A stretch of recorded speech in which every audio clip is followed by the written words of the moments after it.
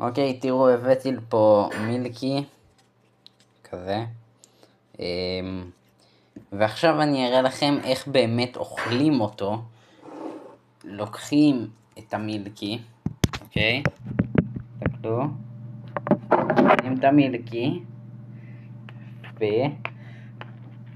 ומערבבים, עושים לו ככה, ערבוב, מערבבים ככה, עושים לו ככה, מערבבים, הנה, רואים?